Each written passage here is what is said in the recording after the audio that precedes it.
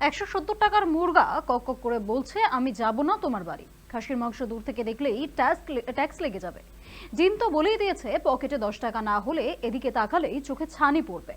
প্রকাশ্য জনসভা থেকে রাজ্যের বেকারত্ব এবং দ্রব্যমূল্য বৃদ্ধি নিয়ে রাজ্যের শাসক দলকে কটাক্ষ করেছিলেন বাম নেত্রী মীনাক্ষী মুখার্জি। এবার তার পাল্টা অসভ্য সাম্প্রদায়িক দাঙ্গাবাজ নেত্রী বলে প্রতিক্রিয়া তৃণমূলের জেলা অধ্যক্ষের। 170 টাকা দেশি মুরগা বলছে যে ও ক্যাক ক্যাক করছে, বলছে এর নিচে আমি যাবো না তোমার বাড়ি। খাসির মাংস তো দূর থেকে দেখলে ট্যাক্স লাগবে। ডিম তো বলে দিয়েছে, পকেটে 10 টাকা না হলে এদিকে তাকালেই চোখে ছানি পড়ে যাবে।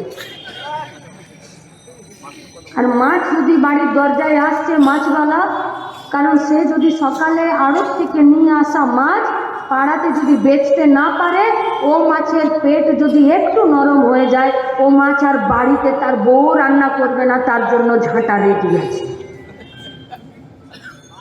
আর বাড়ির দরজায় যদি মাছ আসছে, তো যদি গিয়ে বলছি দেখি কোন মাছটা ভালো আছে গো, তো মাছ বলছে যে আগে গিয়ে আদা রসুন পেঁয়াজ কিনে নিয়ে আয়, তারপরে আমার দিকে তাকাবি, তার আগে দিকে আসছিস। কি খাবে, কি খাবে? কেন এত দাম? ওদিকে যে মাছ চাষ করছে, যে ধান চাষ করছে, যে সবজি চাষ করছে, ও মরে যাচ্ছে, আর আমি যে চাষ করি না, আমি কিনতে যাচ্ছি, আমিও মরে যাচ্ছি।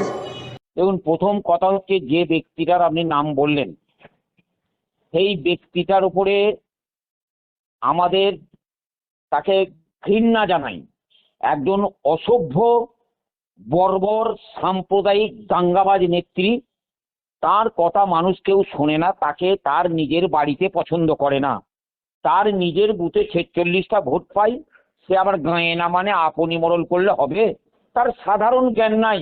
আজকে একটা জাতিকে তাকে মানে তার যে ধর্মীয় লেবাস, তাকে লেবাস পরিয়ে মসজিদের সামনে যে ব্যক্তি মদের বোতল নিয়ে বসিয়ে দিতে পারে, তার কথা কাউন্টার করলে আমাদেরকে আবার গঙ্গা টান করতে হবে।